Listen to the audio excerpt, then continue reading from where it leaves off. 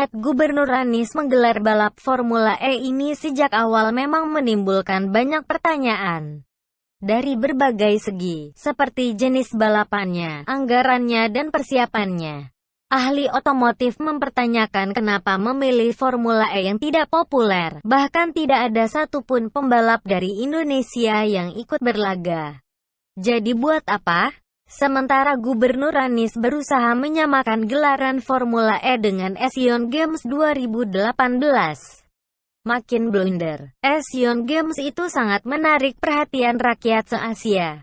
Karena para atlet dari negara mereka masing-masing berlaga di sana. Ya pasti untunglah. Orang Indonesia juga berbondong-bondong menonton atlet pujaan mereka. Ini memicu penjualan souvenir dan kuliner. Belum lagi banyaknya hotel yang terisi. Ada pula jual beli hak penyiaran yang menguntungkan. Juga banyaknya sponsor yang mendukung Formula E. Mungkin hanya Anies dan Tuhan yang tahu.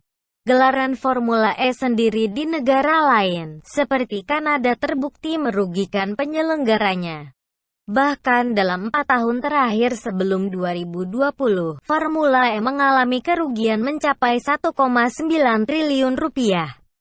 Padahal pihak operator, Formula E Operations mendapatkan pemasukan dari promotor dan hak siar. Ruginya karena pengeluaran yang jauh lebih besar. Tuh kan, duit promotor dan hak siar larinya ke VO. Bukan ke kota penyelenggara. Jadi Anies berharap dapat untung dari mana? Lalu dalam persiapannya, pepohonan rindang di Monas pun jadi korban. Ditebang hingga tak jelas pohonnya dikemanakan. Soal penebangan pohon-pohon Monas ini pun sempat jadi polemik dan dituding jadi penyebab banjir di kawasan Monas. Apakah Pemprov DKI Jakarta sudah melibatkan analisa dampak lingkungan ketika menebang pohon-pohon Monas? Entahlah, dan sampai ke soal anggaran. Ini yang paling heboh, paling blunder dan tidak transparan hingga kini. Kita kembali dulu ke tahun 2019 bulan Agustus. Waktu itu Pemprov DKI Jakarta mengajukan anggaran buat formula dalam APBD perubahan 2019 dan APBD 2020. Dilansir Kompas.com, ada 4 anggaran yang diajukan. Komitmen fee tahun 2020 sebesar 360 miliar rupiah. Penambahan anggaran 934 miliar rupiah untuk penyelenggaraan 378,46 miliar rupiah dan asuransi Formula E 556,22 miliar rupiah. PT Jakarta Propertindo Jakpro BUMD sebagai penyelenggara juga mengajukan anggaran suntikan dana penyertaan modal daerah PMD 305,2 miliar rupiah. Dana ini akan digunakan untuk pre-feasibility study, research and development, civil work, perbaikan jalan raya, dinding, pagar, pembuatan trek dan jalur balap, layanan umum, keamanan, kebersihan, toilet, dan lain-lain. Honor tim pelaksanaan lokal, safety, rack materials, dan biaya tak terduga. Dan terakhir, anggaran 600 juta rupiah buat sosialisasi dan pre-event Formula E, totalnya sekitar 1,6 triliun rupiah.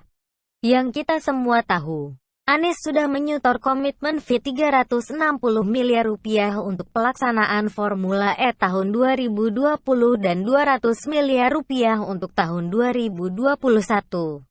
Dari sini saja sudah harus dipertanyakan.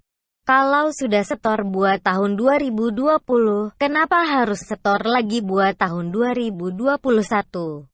Kalau harus setor lagi di tahun 2021, kenapa yang buat tahun 2020 tidak dikembalikan dulu?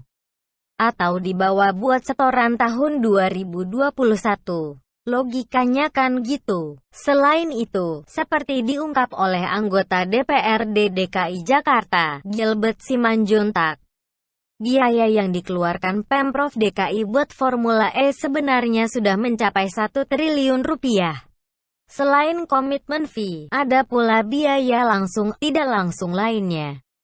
Di luar itu masih keluar dana terukur berupa dana langsung dan tidak langsung, dan tak terukur misalnya tenaga, waktu dan kehilangan fokus buat hal lainnya, ujar Gilbert. Dana terukur tidak langsung misalnya perubahan Monas yang menelan biaya hingga 143 miliar rupiah. Sementara PMD yang telah diberikan ke Jakpro sebesar 305 miliar rupiah. Ditambah 600 juta rupiah biaya sosialisasi oleh Pemprov DKI juga tidak jelas juntrungannya. Biaya ini tidak jelas apakah sudah dikeluarkan dan digunakan atau batal. Lalu biaya untuk negosiasi awal ke New York yang dilakukan oleh gubernur pada 2019, lanjut Gilbert. Lalu ada lagi biaya langsung berupa bank garansi 423 miliar rupiah di tahun 2020. Biaya-biaya yang disebutkan Gilbert di atas itu, selain buat komitmen fee, apa dan bagaimananya tidak kita ketahui. Herannya, untuk biaya sebesar ini, tidak satu pun mendapat pertanyaan dari KPK. Ditengok pun tidak. Misal pertanyaan saya soal komitmen fee 2020 dan 2021 itu kan wajar dan logis ya. Sementara sekarang rakyat DKI Jakarta butuh duit buat melewati pandemi COVID. Jadi Anies ini gubernur buat rakyat apa buat diri sendiri saja?